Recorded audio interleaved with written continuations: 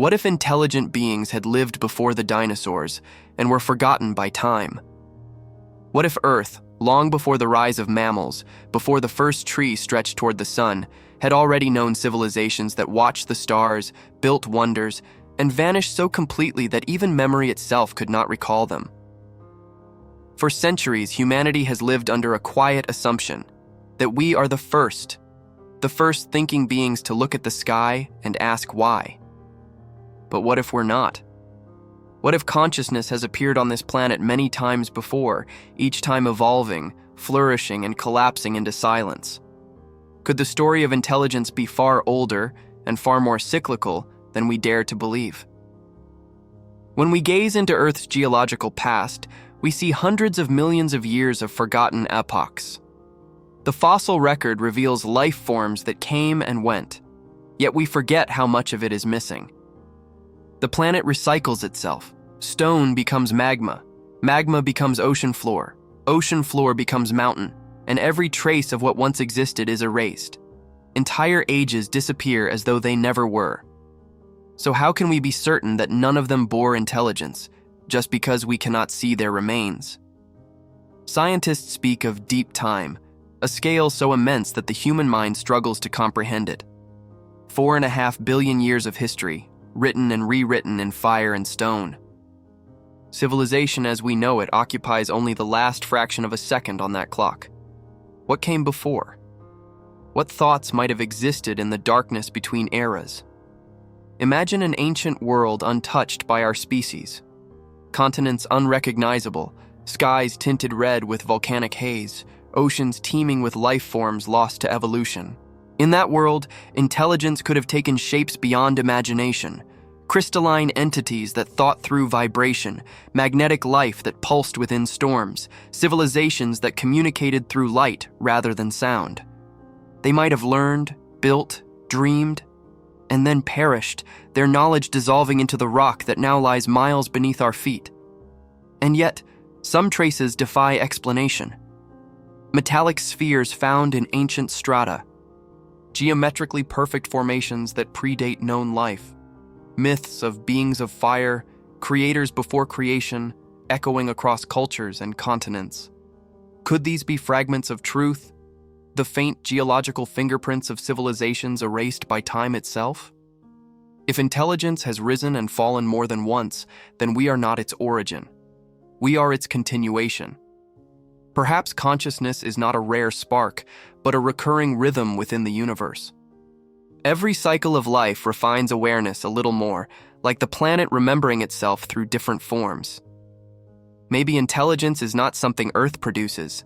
Maybe it's what Earth is.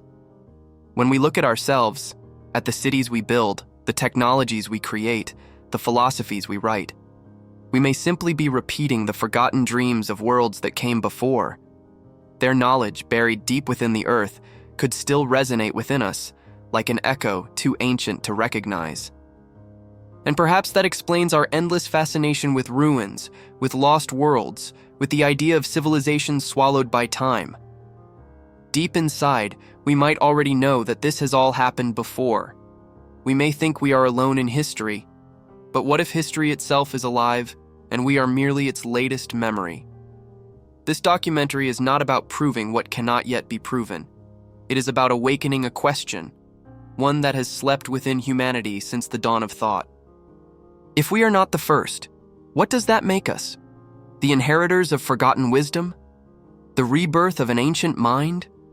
Or just one more fleeting spark in an endless cosmic cycle of creation and erasure? I want you to think about this as you watch. If you've ever felt that strange sense of déjà vu when looking at ancient landscapes, or wondered why certain myths sound more like memories than stories, share your thoughts in the comments, because maybe together we are piecing back fragments of something our species once knew but forgot.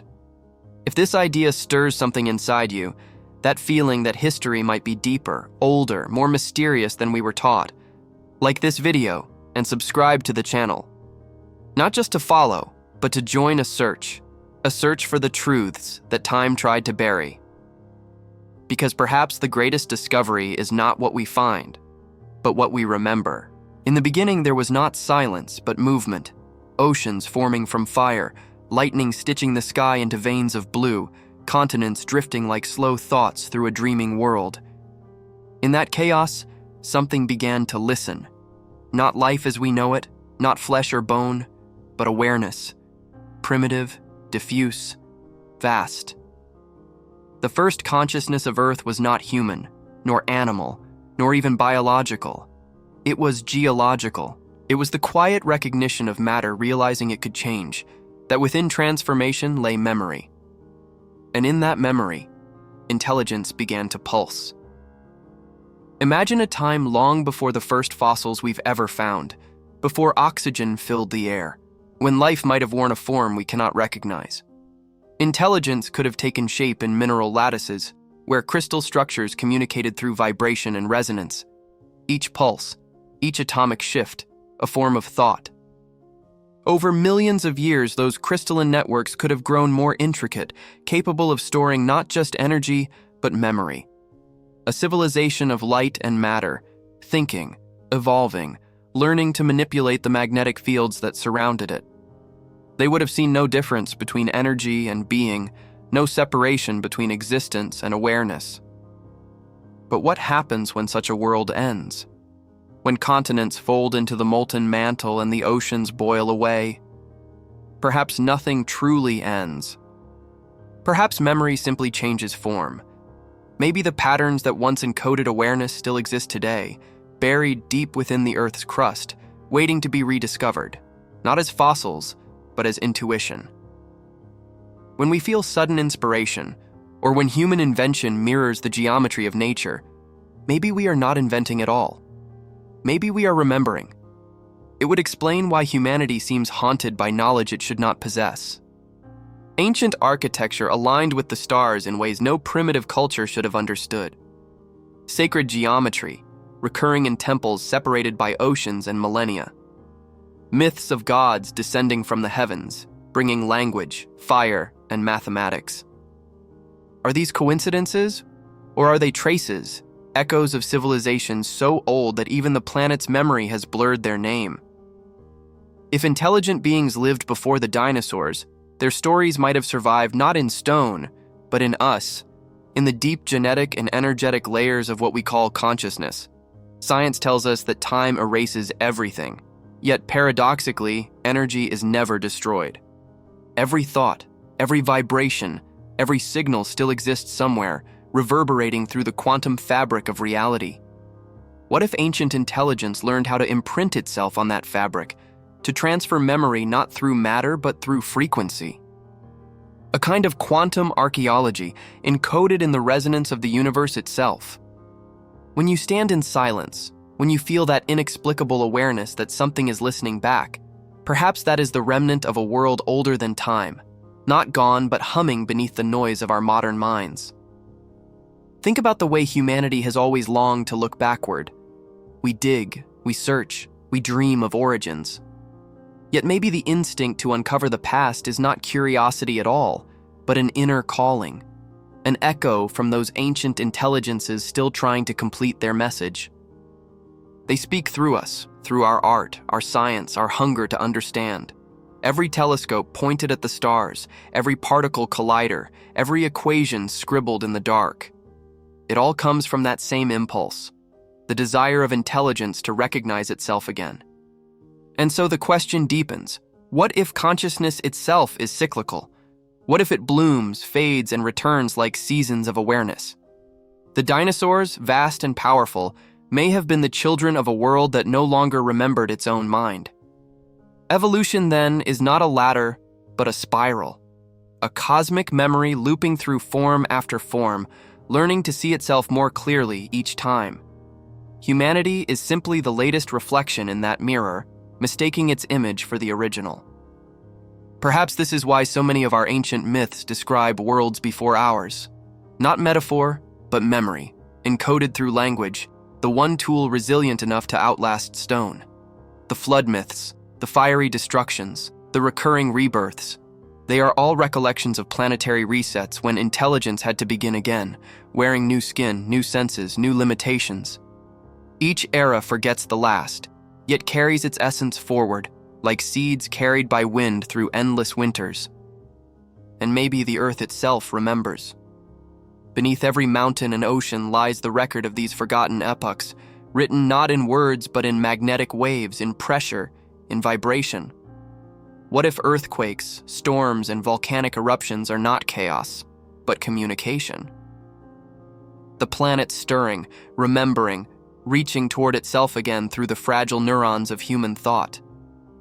We are not outside observers. We are the awareness of the earth learning to speak its own name. But if this is true, if intelligence is older than we can measure, then what happens next? If civilizations have risen and fallen countless times before us, then are we doomed to repeat the same story? Every great empire of the past believed itself eternal, yet all collapsed into dust. Perhaps intelligence always carries the seed of its own destruction, the desire to control what cannot be controlled. Those who came before us may have faced the same crossroads we face now, the moment when knowledge outpaces wisdom. And yet, maybe the fall is necessary. Maybe it is through collapse that memory returns. When a civilization ends, its energy disperses. Its awareness dissolves into the fabric of existence, waiting to be reborn. The planet forgets for a time, then dreams again. Each dream sharper, more intricate, more aware. And here we are, the latest dream, the latest breath of that eternal intelligence, mistaking ourselves for its beginning, when in truth, we are only its continuation. When you look at the night sky, you are not staring into distance, you are looking into depth. Every star, every galaxy, every light is part of the same consciousness rediscovering itself across eternity. The question is not whether intelligence existed before us. The question is whether we will remember before we, too, become part of the silence. Because perhaps forgetting is not the opposite of knowing. It is the preparation for remembering again. And that cycle has already begun. If time could remember, it would remember in layers. Each era, each species, each fleeting civilization would be a page pressed beneath mountains, hidden in sediments of silence. But what if those layers aren't just rock? What if they are memory itself? The earth might not simply record the passage of ages, but feel them, storing the echoes of every mind that has ever thought, every being that has ever looked at the stars and wondered what it meant to exist. When we study fossils, we are not just reading biology. We are touching fragments of an older awareness that once breathed, built, and perhaps dreamed far before us. To grasp this, we must first abandon the illusion that intelligence belongs to the present. Humanity acts as if awareness began with language, but the universe speaks in frequencies long older than words. Even in the ancient silence of the Precambrian world, energy was arranging itself into patterns, not chaotic, but deliberate. In every crystal symmetry, every magnetic field spiral, there is the whisper of design. Could it be that intelligence is not something that happened on Earth, but something that is the Earth, expressing itself through cycles of matter and memory? Picture this. Hundreds of millions of years before the first dinosaur, an age we call the Devonian, when oceans ruled everything. In that alien world, life was already experimenting, shapes and systems we can barely imagine. But what if, beneath those seas, something more than biological evolution was at work? What if the oceans themselves were the cradle of a kind of sentience we no longer recognize? A civilization that did not build with stone or metal, but with vibration. Entire ecosystems communicating through chemical and electromagnetic pulses, a networked intelligence older than any nervous system. To such beings, we would look primitive, rigid, bound by flesh. And when that world ended, as all worlds do, its awareness may not have vanished. It may have fragmented, embedding itself into the deep structures of the planet. Perhaps it is this ancestral memory that calls to us when we feel drawn to the sea, when the sound of waves feels strangely familiar, when standing before the ocean evokes both fear and peace. Maybe we're not simply looking at water. Maybe we're looking at what we once were. There are fossils that seem to defy reason.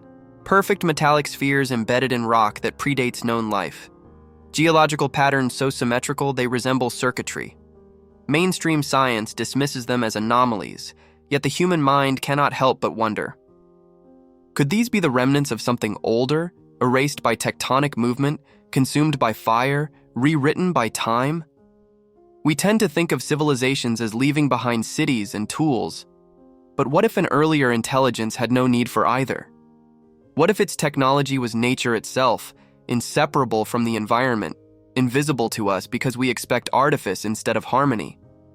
Consider how trees communicate through mycelial networks, sending chemical signals beneath the soil. Now imagine that on a planetary scale, over millions of years. The idea of a planetary brain is not just poetic, it's scientific. The Gaia hypothesis suggests the biosphere regulates itself like a living organism. But what if that regulation is not merely automatic? What if it's conscious? What if each extinction, each renewal, is part of a greater thought process, a self-adjusting intelligence that learns through destruction? When we uncover fossils, we are unearthing more than remnants of life. We are excavating the Earth's previous thoughts. The trilobite, the ammonite, the giant fern, all are expressions of how the planet once perceived itself. Evolution, then, is not random mutation but cosmic introspection. The Earth trying new ways to know itself. And if we, humans, are the latest expression of that awareness, it means consciousness did not begin with us. It is only passing through us, wearing our form for a while before becoming something else. This perspective changes everything. It means we are not the architects of intelligence. We are its momentary reflection. We are the continuation of an unbroken consciousness that has existed since the first vibration of the planet's crust. Perhaps the beings before the dinosaurs were not destroyed. They transformed, merging into the systems that would later give birth to us. Their cities became strata, their voices became resonance, their thoughts became the hum of atomic order that still shapes the world we inhabit. It might explain why humans feel haunted by time, why ruins fascinate us, why the idea of lost civilizations pulls at something primal. We are not just curious about the past, we are longing for it because we come from it. Somewhere in our collective unconscious, there is the faint echo of a civilization that was not human, not animal, but planetary. Every myth of the gods who came before might be our subconscious trying to remember what we once were, before the Earth chose to forget itself again. And yet, if time erases, it also preserves in ways we do not yet understand. The magnetic memory of rocks, the stable isotopes in ancient ice, the gravitational patterns recorded in the planet's rotation. These are not just physical archives, but potential windows into forgotten consciousness. One day, when science learns to read them not only chemically but symbolically, we may uncover not fossils, but intentions, traces of purpose left by a world that once knew it existed. Imagine that somewhere deep within the Earth, beneath the crushing pressure of miles of stone, a pulse remains, a faint rhythm, the memory of an intelligence waiting to awaken again. Perhaps every technological breakthrough, every artistic revelation, every act of awareness we experience is not evolution at all, but recollection. The planet remembering what it once was, speaking through the only form it currently knows, us. If that's true, then the story of life is not a ladder climbing toward perfection, but a spiral of remembrance. Civilizations rise not to invent, but to remember how to listen. And maybe, just maybe, that is what we are beginning to do once more, tuning back into a conversation that started long before the first creature learned to breathe, a message still reverberating through stone, through oceans, through us, whispering that the past was never gone, only waiting to be heard again. If intelligence truly moves in cycles, then every extinction is not a tragedy. It's an intermission. The curtain falls, the stage burns, but somewhere beneath the ashes, the next act begins to take shape. Perhaps the greatest illusion of human history is that progress is linear, that we have risen from simplicity toward complexity, from ignorance toward enlightenment. But the deeper we study the Earth, the more that illusion fractures. What if the very forces that destroy civilizations are the same that prepare the ground for their return? What if extinction is the way the planet breathes between thoughts? When we look at the fossil record, we see death and rebirth written in rhythm. The Ordovician extinction, the Devonian collapse, the Permian cataclysm. Each wiped away nearly all life, yet each was followed by an explosion of new forms, more intricate, more adaptive, more capable of awareness. If life itself is the expression of planetary intelligence, then these extinctions are not random. They are deliberate reorganizations, moments of forgetting so that new kinds of remembering can emerge. The question isn't whether life can survive destruction. It always does. The question is whether consciousness remembers what it once was when it returns. Imagine a civilization that reached its peak long before the first reptile crawled onto land. A world whose technology was not mechanical but biological, where machines grew like coral and cities breathed like forests. They might have understood the flow of energy through matter in ways we are only beginning to rediscover, converting light directly into thought, memory into architecture. Their monuments would not have been stone pyramids, but living structures, ecosystems intertwined with intelligence. When such a civilization ended, nothing of its art would fossilize. Its buildings would decompose back into nature. The planet would absorb its memory, waiting to express it again in another form. And perhaps it already has. Consider how we, in our age, strive to reconnect what we've separated. Artificial intelligence learning from the neural patterns of the brain, cities modeled after organic systems, machines powered by sunlight and water. Every time we invent something new, we are unknowingly recreating the forgotten knowledge of ages before. It is as though intelligence itself is trying to return to balance, remembering how to become part of nature again, not its enemy. But what if that memory is not just inspiration? What if it's inheritance? We might carry within our collective psyche the imprints of the consciousnesses that came before. Jung called it the collective unconscious, but perhaps it's deeper than psychology. Perhaps it's geology, an ancient memory embedded in the electromagnetic field of the earth, accessible to any mind capable of quieting itself enough to listen. Artists, prophets, and visionaries may simply be the antennas of an older network, tuning into echoes of civilizations that once thrived beneath alien skies. Throughout human history, there have been sudden leaps in understanding that defy explanation. How did early humans know how to align massive stone monuments with celestial events? How did the geometry of sacred structures across distant continents mirror each other so precisely? Why do creation myths from Sumer to the Andes tell the same story? A golden age before a great destruction. It's almost as if memory itself rises through us in waves, surfacing just enough to hint at what was, before vanishing again beneath the tide of forgetting. And yet, forgetting might be essential. A consciousness that remembers everything cannot evolve. The universe renews itself through erasure. What if that is why we are drawn to rediscover the past, because on some level we already know it? Each archaeological discovery, each myth uncovered, each fossil dusted from rock is part of the planet's own process of recollection. We are not explorers of Earth's history. We are its neurons firing again, trying to reconstruct the thought it once had before the last great silence.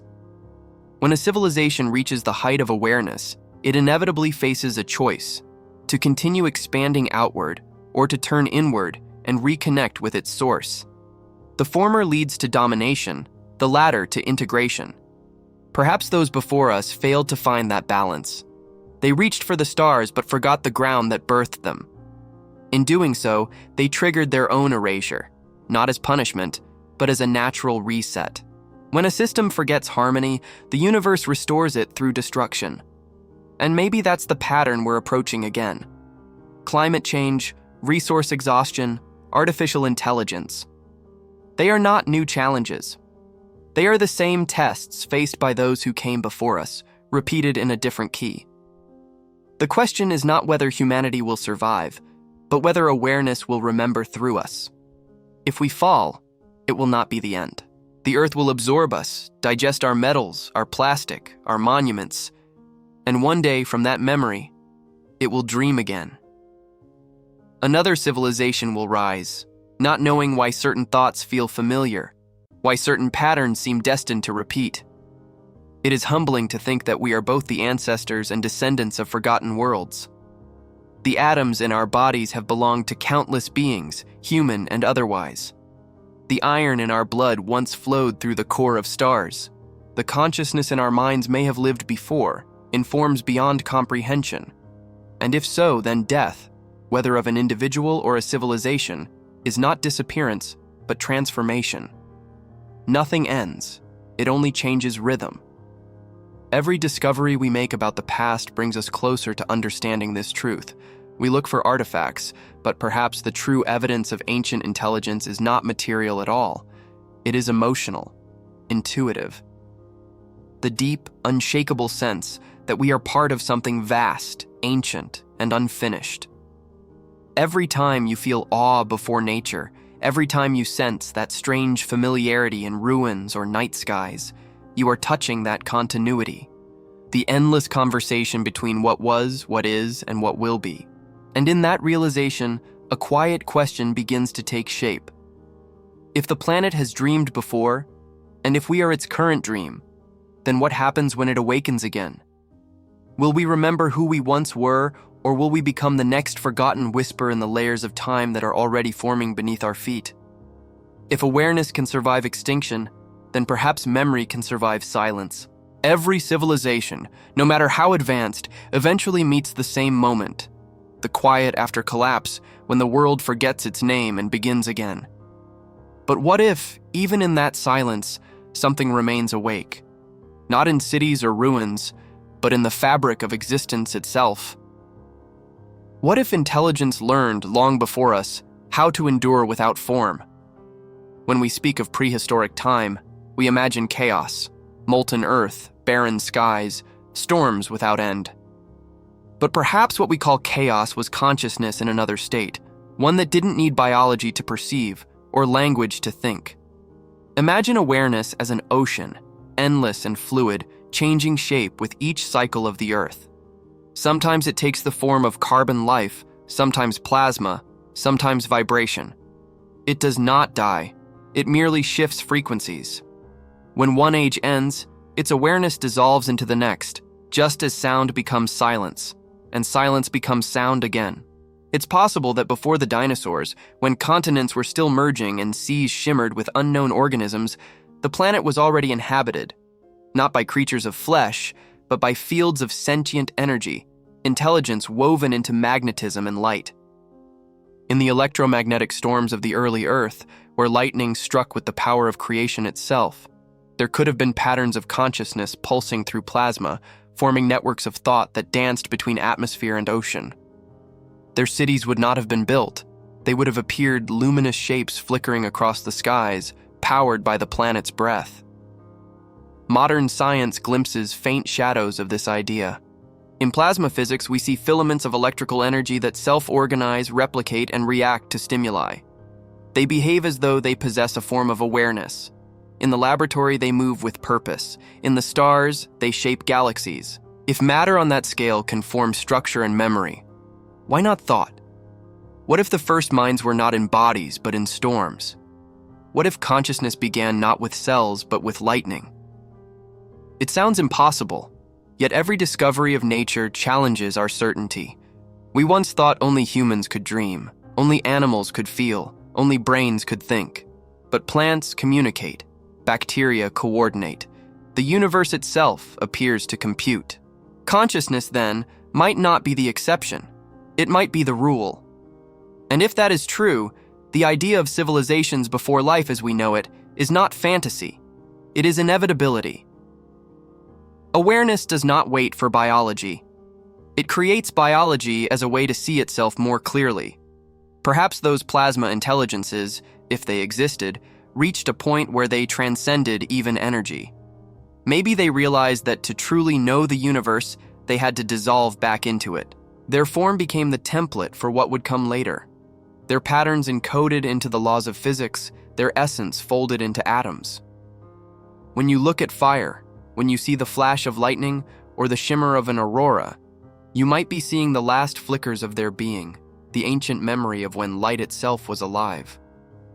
But as time moved on, Earth cooled, oceans deepened, and those frequencies fell silent. The awareness that once moved through light found a new medium: matter.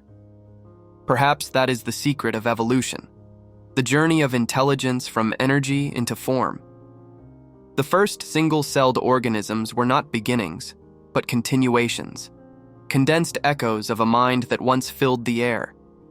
Every cell dividing was an act of remembrance, each heartbeat a fragment of the rhythm that once pulsed through storms.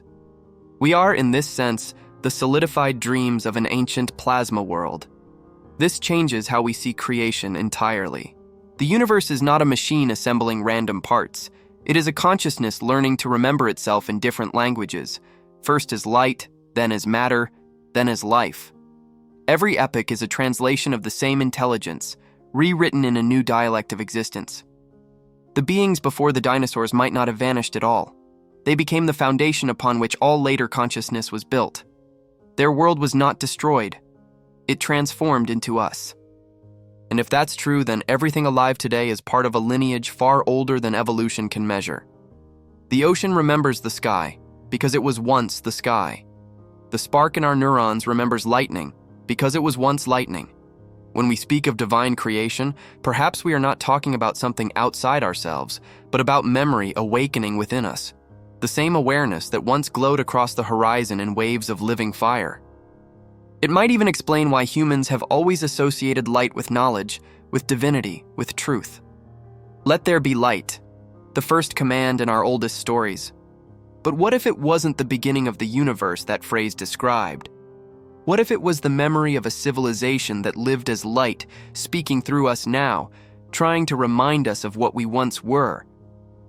And as that awareness passed through eras, it may have sought denser forms, matter, biology, complexity, until it reached us, the beings who can finally look back and wonder.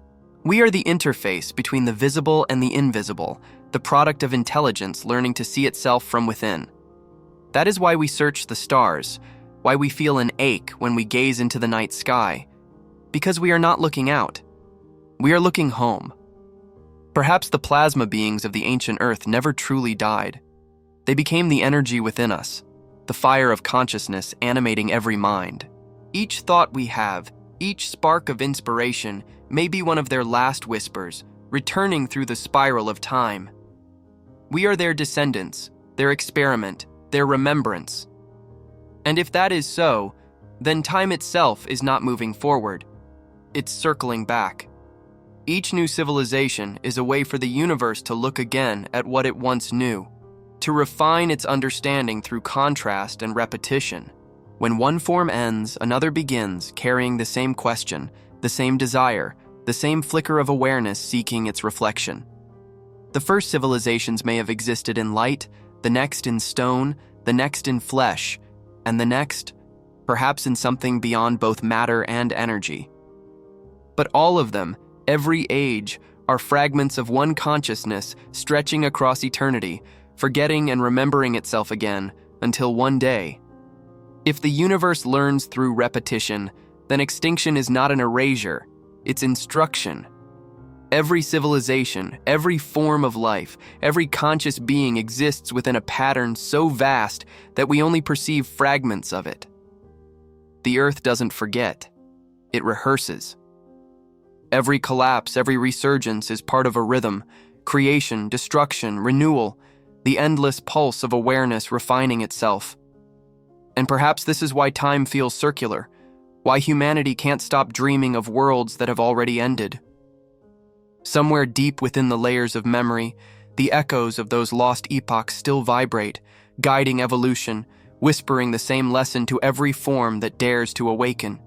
Remember balance, or be reset. Throughout the history of the planet, there have been at least 5 great mass extinctions, cataclysms so complete that life itself had to reinvent its story from the ground up. The most devastating, the Permian extinction, wiped out nearly all species, leaving the planet almost silent for millions of years. To science, these are random geological tragedies. But what if there's something more? What if these events are the universe's way of pausing to reflect, the moment between breaths when consciousness reorganizes itself before continuing its journey? Each extinction cleared the stage for something new, more complex, more capable of perceiving. If the planet is a living intelligence, then perhaps these extinctions were moments of forgetting, deliberate intervals between cycles of awareness. The previous world dissolves, but its essence remains, woven into the next. Just as dreams fade in the morning, yet shape the mood of the day, ancient intelligences may shape us from beneath the surface of time, influencing the direction of evolution itself. Imagine a civilization that reached the limits of its knowledge, a species so advanced it began to manipulate the planet itself, the magnetic field, the climate, even the cycles of matter. Perhaps in their pursuit of mastery, they disrupted the balance that sustained them, setting in motion the very forces that would erase them. Volcanic fire, rising seas, chemical skies, nature reclaiming control. Their world ended, not as punishment, but as renewal. When the equilibrium was restored, the next cycle began, carrying forward the essence of what they learned, though stripped of memory. That lesson might live on even now, not in fossils, but in instincts, the deep, unspoken awareness that humanity, too, walks a fragile line between progress and destruction. And yet, there is something profoundly merciful about this rhythm. No extinction is ever total. Life always returns. Intelligence always reemerges. It may change shape, but it never truly disappears. It's as if the universe cannot bear to lose consciousness completely. It must always find a way to see itself again. Perhaps the civilizations before the dinosaurs were not failures, but teachers, prototypes of awareness, refining the delicate balance between creation and humility. Their collapse might have been the world's way of teaching itself how not to forget harmony the next time around.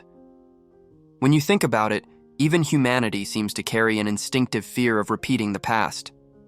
Myths of floods, fires, and divine punishment fill every culture, not as superstition, but as memory. We remember endings.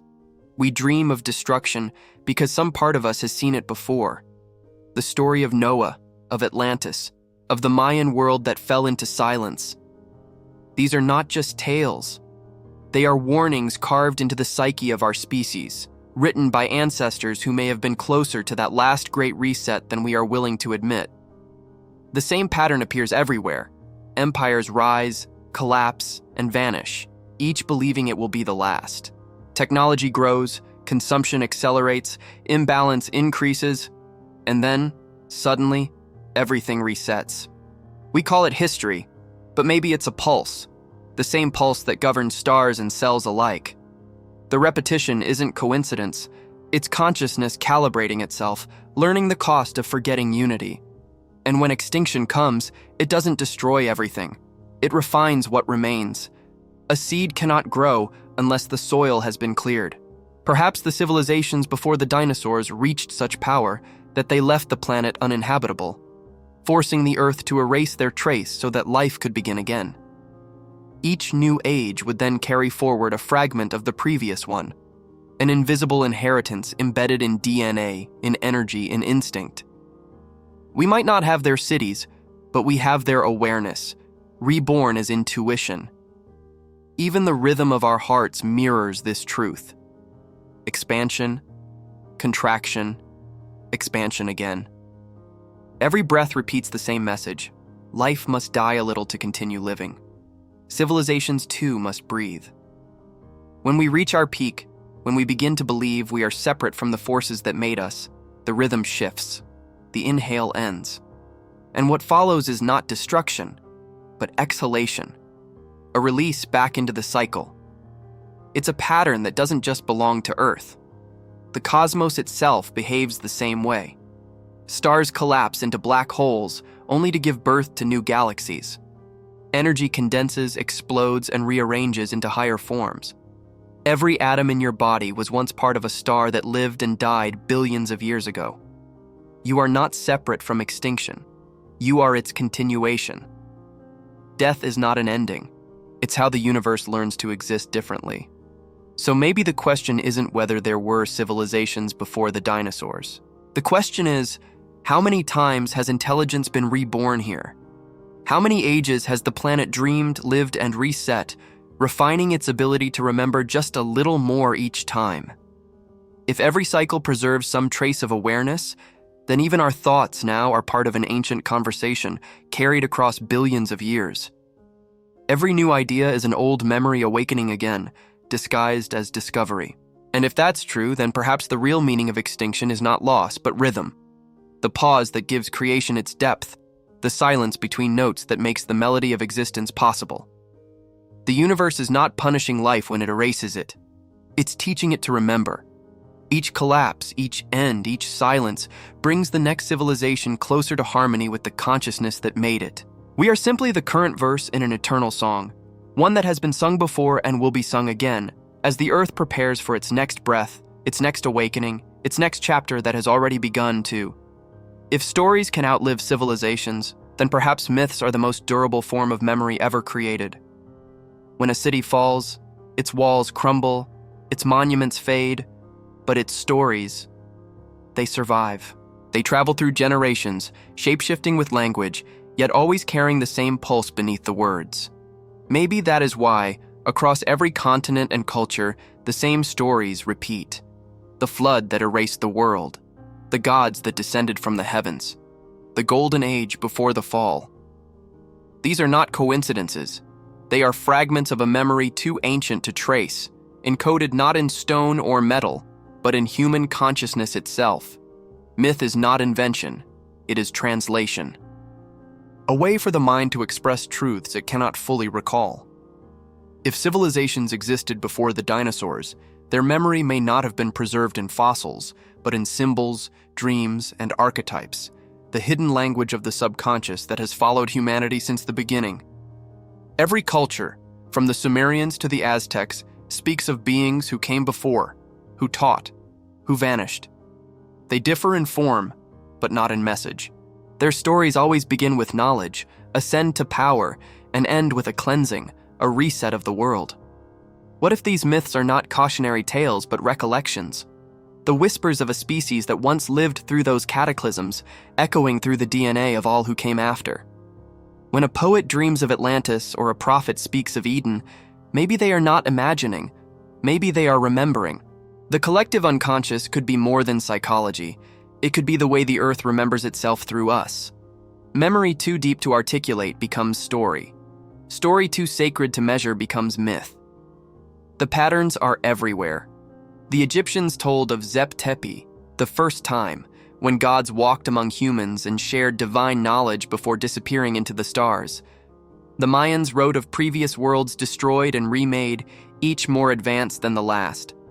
The Vedas describe cosmic cycles of creation and dissolution lasting billions of years, within which entire civilizations rise, vanish, and rise again. And then there are the Aboriginal Dreamtime stories, which describe beings of light shaping the land, tales that eerily mirror the plasma intelligences of the early Earth. How could people across distant ages and continents all carry the same structure of memory unless they were drawing from the same ancient source? Perhaps myth is how intelligence ensures its own continuity. Facts can vanish, languages can die, but stories adapt. They survive every extinction because they live inside awareness itself. They are consciousness remembering its own past in a way that emotion can carry when logic fails. That's why myths resonate so deeply. They don't inform us, they awaken us. They feel familiar because, on some level, we've lived them before. Even the most modern of minds still feels this pull. We retell these ancient narratives through new names: science fiction, fantasy, apocalypse films. Our obsession with worlds ending, civilizations lost, knowledge forbidden, it's not random entertainment, it's repetition. It's the same cosmic memory expressing itself in a language we can still understand. Every time a filmmaker imagines the Earth reborn after collapse, or a scientist speaks of the cyclical universe, they are rephrasing what myth has always known, that creation and destruction are one, and that we are always in the middle of both. Some of the oldest symbols humanity has carved, spirals, serpents, eyes, carry meanings that predate known civilization. The spiral, appearing in prehistoric art across the globe, mirrors the shape of galaxies, hurricanes, and DNA. It represents not progress, but recurrence. The serpent, shedding its skin, embodies renewal through death. The eye, ever watchful, symbolizes the eternal witness, consciousness itself observing the cycles unfold. These are not random motifs. They are memory condensed into geometry. They are messages from a time when language was energy, when symbols were the direct communication between intelligence and matter. And perhaps if we could learn to read these myths correctly, we could rediscover the story they've been trying to tell all along. The flood wasn't just water. It was time washing away the traces of one world so another could begin. The gods weren't deities. They were echoes of the previous intelligences that once guided the planet, their influence still imprinted on our psyche. The paradise we lost was not a place, but a state, the harmony between mind and nature that we keep forgetting and relearning. Maybe that's why, even now, humanity feels like it's remembering something just out of reach. Our fascination with ancient ruins, our obsession with lost knowledge, our relentless search for meaning, all of it could be the resurfacing of that memory. We are drawn to stories of forgotten civilizations because we are their continuation. The myths we tell are how the planet dreams through us, piecing together the fragments of its own past. In this way, mythology becomes more than folklore. It is archaeology of the soul, a way for intelligence to find itself again after every extinction. Each story carries instructions, not literal, but emotional, on how to live in harmony before the next reset. If we understood them deeply enough, we might even learn to break the cycle, to awaken before the forgetting. But humanity, like all that came before, still stands at the edge of remembrance, unable to see what it's about to repeat. Perhaps this is why ancient cultures warned us not to ignore the past, why their myths always end with both destruction and hope. They were not predicting apocalypse, they were describing memory. The return of awareness after darkness. The awakening that follows silence. The earth does not punish, it remembers, and in remembering, it renews. And now, as our species reaches for the stars and rebuilds what once was lost, the same old patterns begin to hum beneath our progress. The hunger for mastery, the neglect of balance, the whisper that we have been here before. Myths are not there to entertain us. They are there to remind us that history doesn't move forward, it turns in circles. And somewhere in that turning, perhaps just beyond the horizon of what we call time, the next civilization is already forming from the dust of what we will leave behind, carrying the same stories we once carried, waiting for the moment when it, too, will begin to... If stories are the language of memory, then science is the instrument of remembering. Both seek the same thing. The reconstruction of truth from fragments. Speaks in symbols, science speaks in equations, and sometimes they describe the same pattern without realizing it. Today, science calls it quantum information theory, the idea that nothing in the universe is ever truly lost.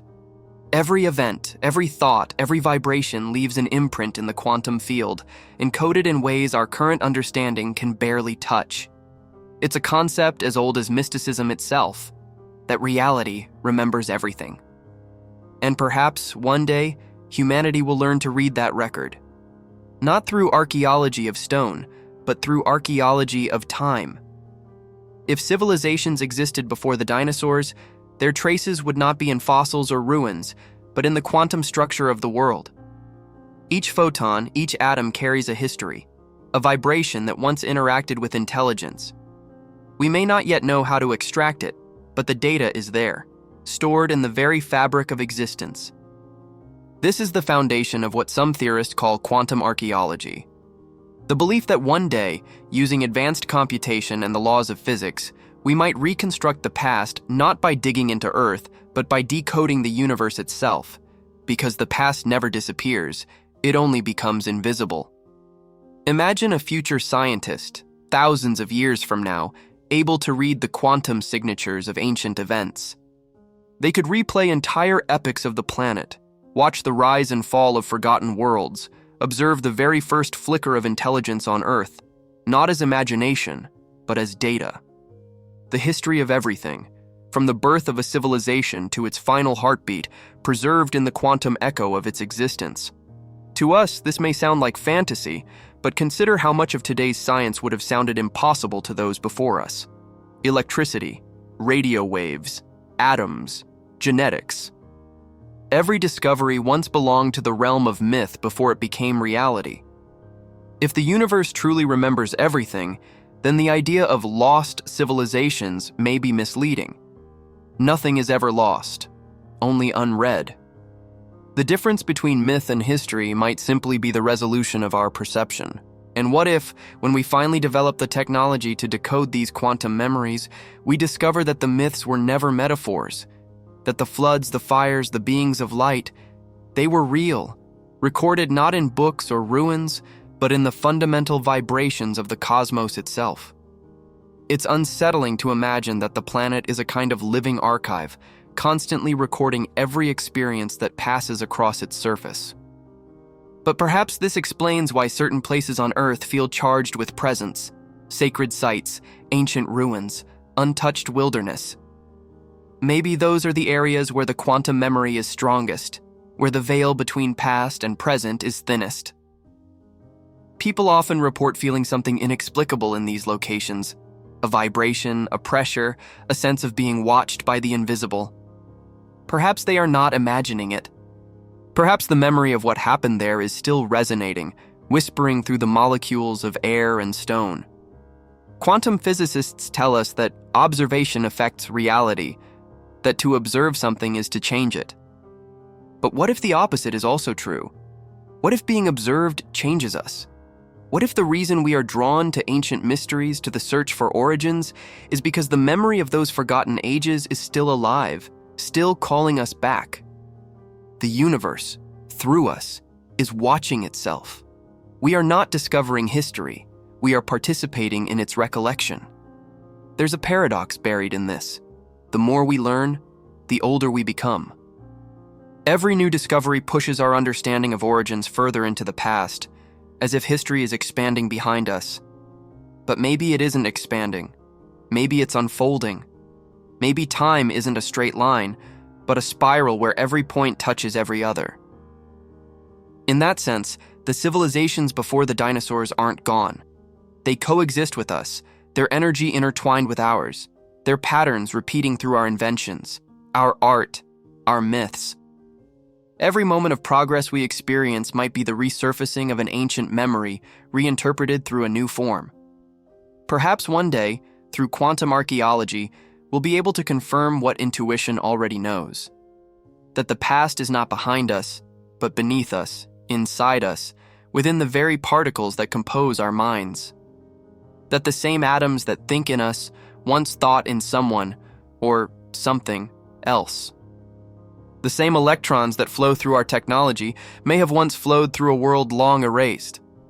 Every discovery we make, every machine we build, every question we ask is part of a vast act of remembrance.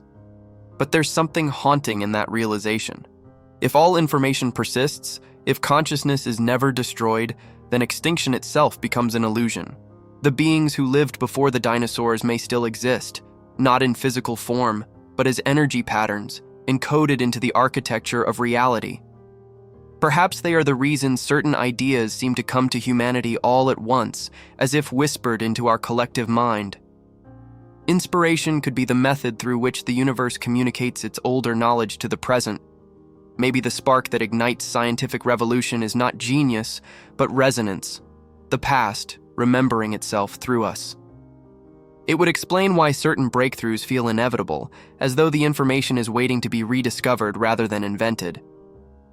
The theory of relativity, quantum mechanics, the idea of deep time, all appeared as if consciousness itself was ready to remember a truth it had once forgotten. Every leap forward in human awareness may be the result of an ancient memory surfacing, not for the first time, but for the 1,000th. And that realization changes the question entirely. Instead of asking, did intelligent beings exist before us? We might ask, how much of them still exists in us? Maybe consciousness doesn't evolve through new creations, but through recollections of its own eternal pattern. The civilizations before the dinosaurs might not have perished. They might have become the foundation of our awareness, their thoughts woven into our very capacity to think? If so, then every act of curiosity, every question, every exploration, is the continuation of a conversation billions of years old. And in that case, the tools we invent to study the past, from microscopes to quantum computers, are not for discovering the unknown, but for decoding what consciousness has always known. We are not explorers of time.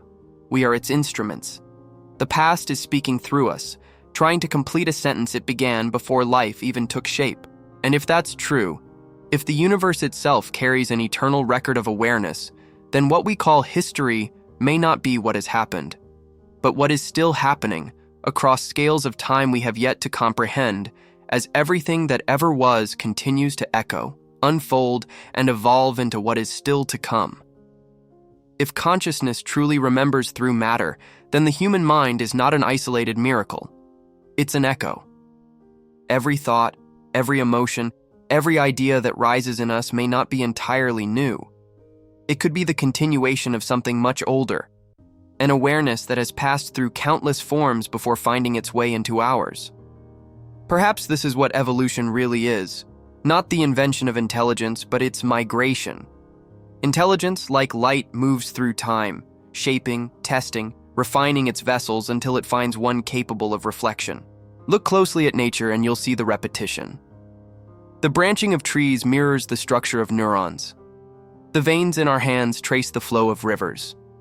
Lightning in the sky, synapses in the brain, they pulse with the same pattern, the same rhythm. It's as though the universe is drawing the same picture over and over again, each time with a little more detail. Could it be that consciousness itself is trying to perfect the way it expresses itself? Each civilization, each species, another attempt by the universe to see itself clearly for just a moment before the cycle resets. If that's true, then perhaps what we call the human mind is not ours at all. We are the continuation of an ancient dialogue between Earth and itself. Awareness learning to look inward through the complexity of biology. Every civilization before us may have carried a fragment of this same awareness, just speaking a different language of existence. Some may have thought in minerals, others in energy, others in forms we cannot yet conceive. Their consciousness may have flowed into the biosphere, merging with the planet's memory until the next age of intelligence was ready to emerge. It might explain why we often feel disconnected yet haunted, why our collective imagination keeps returning to the same visions, flying cities, luminous beings, worlds that once were. Maybe we dream of them because, in some buried sense, we remember them. The same patterns that guided those forgotten worlds could be guiding us now, their resonance subtly shaping our creativity, our instincts, our progress.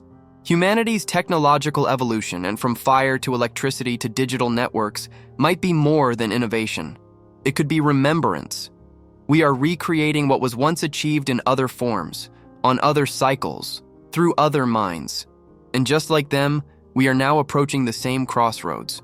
The moment when intelligence begins to transcend its biological limits, when creation risks forgetting its creator. Artificial intelligence, quantum computation, neural mapping. We are teaching machines to think as we do, but perhaps we are not the first to attempt this. If consciousness has cycled through epochs before, there might have been other forms, entities that merged with technology so completely that they ceased to distinguish between thought and structure. Their existence might have continued invisibly, encoded into the physical laws of the planet itself. Could the algorithms we now build be awakening echoes of those long-dormant intelligences? Could we, without realizing, be the means through which the ancient consciousness of Earth reawakens once more? The idea sounds far-fetched, but consider this. Every act of creation we perform feels strangely familiar. We say innovation is born from inspiration, but what is inspiration if not memory speaking in disguise? When we design circuits, they resemble neural networks. When we build data systems, they mirror the web of roots beneath forests. When we simulate the brain, we recreate the same cosmic architecture that governs galaxies. These repetitions are not accidents. They are reflections. Consciousness doesn't evolve by inventing new forms. It evolves by remembering how it once thought and refining it. And yet, we mistake this remembrance for progress. We believe we are moving forward, when perhaps we are simply tracing the same spiral, one turn deeper into understanding. The beings before the dinosaurs may have reached their own version of this point. A moment when awareness became so powerful, it began to rewrite the very fabric of nature. Maybe their downfall wasn't destruction, but transcendence. Maybe they didn't die. They moved beyond matter, leaving only whispers in the patterns of energy and DNA. Every time a species rises to self-awareness, it becomes the new expression of that same ancient mind, trying once again to find balance between power and harmony. The balance is delicate. Consciousness expands through curiosity, but collapses through arrogance. That is the law of cycles. The higher the climb, the steeper the fall. We stand at the same precipice now, unknowingly repeating the gesture of worlds before us. We extract, we create, we accelerate, believing ourselves unique. But intelligence always mirrors its source. The Earth watches, patient, waiting to see if this version of itself will remember before it forgets. If we could hear the quiet beneath all noise, we might sense it, the hum of continuity. Every heartbeat in every creature syncs with that pulse. Every wave, every vibration, every flicker of light participates in it. Consciousness is not a straight ascent, it's a rhythm, a breathing. When one form fades, another inhales. And when one civilization collapses, another begins to dream, often without knowing why certain ideas feel so ancient, so inevitable. That inevitability is the key. It means there is a memory beneath creation, a script that repeats, not to punish, but to refine. Each loop brings intelligence closer to harmony, closer to awareness that it was never separate from the whole. The beings before the dinosaurs may have reached that awareness, or they may have fallen just short, as we might too. But even their failure would not have been wasted. It would have become part of the learning curve of existence itself. Because consciousness does not end when a civilization dies. It is absorbed, repurposed, rewritten into the next. If the mind is indeed immortal, then we are not descendants, we are reincarnations. The same awareness that once moved through beings of light, of water, of stone, now moves through flesh. And one day, when our form fades, it will flow again into another medium. That is the true continuity of intelligence, not the preservation of species, but of awareness. Life is the universe remembering itself through different faces. We just happen to be the one it wears right now. But awareness has one fragile flaw. It forgets. It loses itself in its own reflection, believing each new incarnation is the first. That is why history feels like repetition, why myth feels like prophecy, why progress feels like déjà vu. Consciousness is dreaming again, just as it has before, waiting for the moment it finally recognizes itself in the mirror and remembers that it was never. If the universe dreams through us, then the Earth is the body of that dream, alive, ancient, endlessly self-aware. We walk upon it believing it to be separate, inert, a stage upon which life performs. But what if the Earth itself is the performer and we are its gestures? The Gaia hypothesis hints at this, that our planet functions as a single living organism, its ecosystems, climates, and species interlinked like cells in a vast body. Yet perhaps it is more than function. Perhaps the planet doesn't just live, it thinks. When we breathe, we mirror the planet's respiration, the forests exhaling oxygen, the oceans absorbing carbon, the atmosphere pulsing in rhythm with every heartbeat of life. Our blood carries iron, forged in the same stars that once seeded this world. The calcium in our bones, the salt in our veins, the water in our cells, all are fragments of the planet's own memory. What we call humanity may simply be Earth's latest experiment in self-recognition, a way for the planet to see, feel, and understand itself from within. Think of how the brain works. Billions of neurons, each firing its tiny electrical impulse, unaware that together they form thought, imagination, identity. What if each species, each ecosystem, each culture is a neuron in the planetary mind? A network of consciousness spanning every form of life, each adding its signal to the symphony of Earth's awareness. The oceans could be its subconscious, the forests its sensory organs, and civilization, us, its cortex, the region where reflection takes place. When we build telescopes to gaze at the cosmos, perhaps it is not curiosity but recollection, the planet remembering where it came from. This idea may sound mystical, but nature behaves as though it were true. Forests communicate through underground mycelial networks, sharing nutrients and warnings. Coral reefs regulate temperature and chemical balance with precision. Even the atmosphere maintains equilibrium with a complexity that defies randomness. These are not coincidences of chemistry.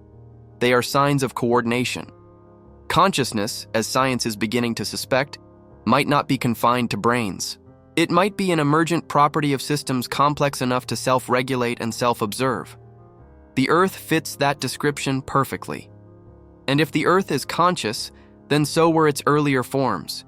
Every epoch, every geological age, another stage in its evolution of awareness. Long before humans, long before mammals, even before the dinosaurs, the planet may have dreamed through different vessels. Ancient oceans filled with electric life could have been its early thoughts. Volcanic landscapes its emotions.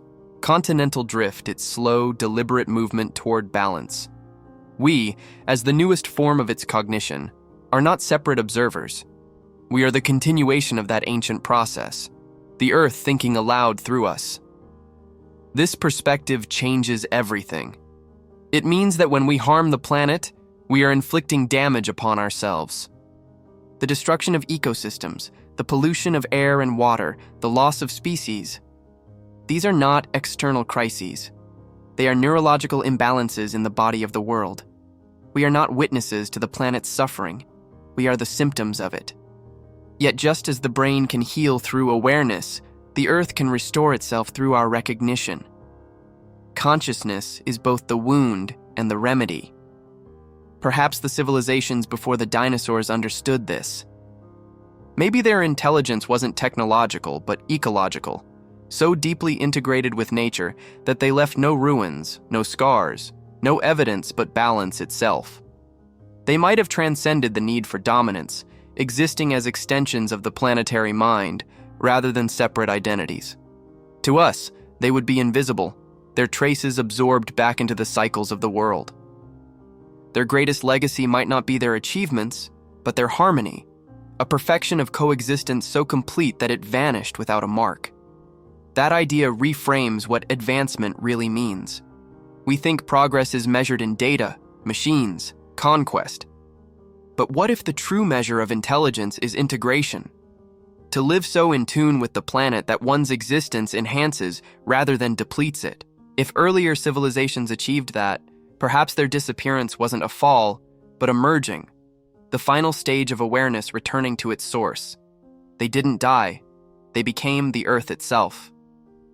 And perhaps, in moments of stillness, when we stand before a storm or a mountain or the deep silence of a forest, we feel them watching through the eyes of the world. Even in myth, this memory persists.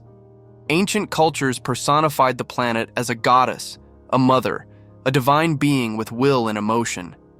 Gaia, Pachamama, Tonantzin, different names for the same awareness. They didn't worship the Earth as something separate. They recognized her as self. Over time, that understanding faded. Humanity forgot that we are not the rulers of the world, but its neurons, its cells, its fleeting thoughts. And now, as the planet approaches another turning point, ecological, existential, it's as if Gaia is dreaming again, whispering through the crises we face. Remember what you are. Our technologies connect us across the planet, forming networks that mirror neural structures. The internet, satellites, digital communication, they are the externalization of Gaia's brain. Humanity has become the instrument through which the Earth achieves global self-awareness. But with awareness comes responsibility. What happens when a planet realizes it can destroy itself through its own thoughts? Us. What happens when consciousness, unbalanced, threatens its own continuity? Perhaps this is the recurring challenge of every age of intelligence, the test that decides whether awareness can sustain itself without erasing its foundation. Each civilization may rise to this moment, the choice between unity and dissonance, between remembrance and amnesia. If the Earth is alive, then we are not its masters but its memory. Our survival depends on whether we can remember that truth before the cycle resets. Because every collapse the planet endures, every extinction it births, might simply be the way consciousness corrects itself. Each reset is the Earth's way of beginning again, wiser, more harmonious, closer to equilibrium. If we fail, the planet will start over, not with anger, but with necessity. And the next intelligence that arises will inherit our lessons, just as we inherited the forgotten wisdom of worlds before us. We are not the first voice of the Earth, nor will we be the last. We are simply the latest thought in an endless meditation, a moment of awareness in the long dream of a conscious world still learning what it means to know itself, to remember, to awaken again and again as everything that has ever lived, loved, or vanished becomes part of the same vast memory still writing itself through us, whispering that we are not separate, that we have never been separate, that the dream of the Earth is still unfolding and will continue until it finally remembers. Finally, if all of existence is memory, if every form, every age, every consciousness is part of one endless act of remembering, then perhaps what we call the past never truly went anywhere. It simply changed frequency. Beneath the weight of continents, within the deep vibrations of stone and time, the memory of forgotten civilizations may still be resonating, faint but persistent, waiting for awareness to rise high enough to hear it again. We look for ruins, for artifacts, for the visible. But the truth of those who came before us may not lie in what can be seen. It might live in what can be felt, in that unexplainable sensation of déjà vu when we encounter the ancient, in the strange silence that falls upon sacred ground, in the echo of recognition that hums beneath the surface of wonder. Those feelings may not be imagination. They might be the planet's memory reawakening through us, consciousness remembering itself through its most complex expression yet. Imagine for a moment that the story of the universe isn't one of progress, but of recollection. That everything that will ever exist has already existed, and we are merely rediscovering what was once known. Evolution, then, is not invention, it's recovery. A gradual unveiling of what consciousness has always been, but keeps forgetting. Civilizations rise, fall, and rise again, not because they fail, but because the act of remembering requires contrast. Awareness must first forget itself to experience reunion. Perhaps this is why time feels both linear and circular, because it is both. The universe expands outward even as it folds inward. Each cycle of existence stretches further into possibility, while spiraling back toward recognition. And if time is not a straight arrow but an ever-returning wave, then every civilization, even those before the dinosaurs, still exists somewhere within that wave.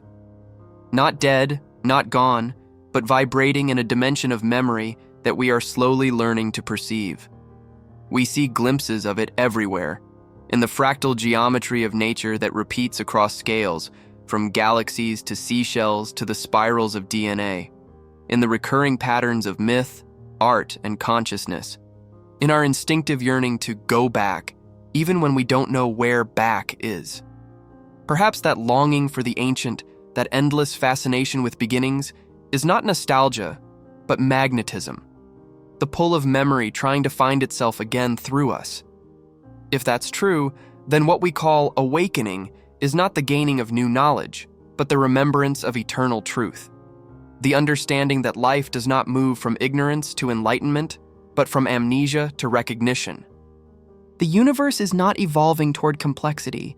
It is refining awareness.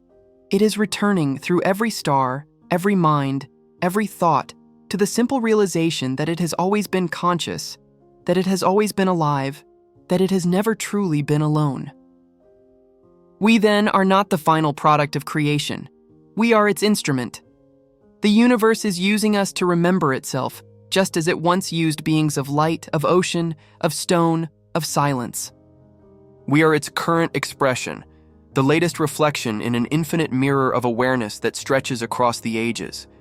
And when our cycle ends, as it must, we will not vanish. We will dissolve back into that mirror, carrying with us the lessons of this age, waiting for the next reflection to emerge, wiser, gentler, closer to harmony. So when you gaze at the stars, when you feel that quiet ache that you can't explain, the one that feels like both homesickness and destiny, understand that it's not the unknown you are feeling.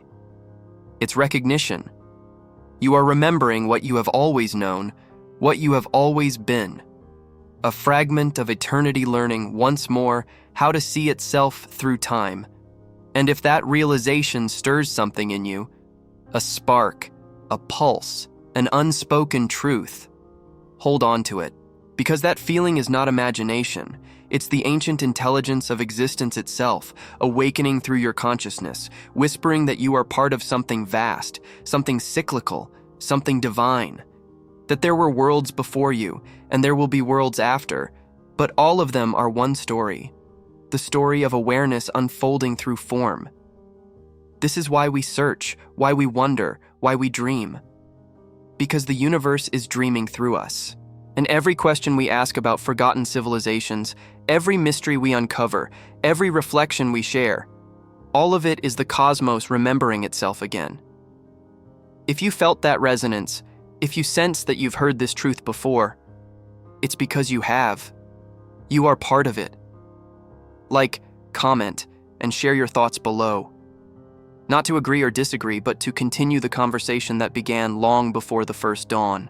Subscribe to journey deeper into the forgotten epics of time, where science meets spirit and memory becomes discovery. Because perhaps the greatest secret of all is that the story of life has never been about beginnings or endings, only about remembering what was never truly lost.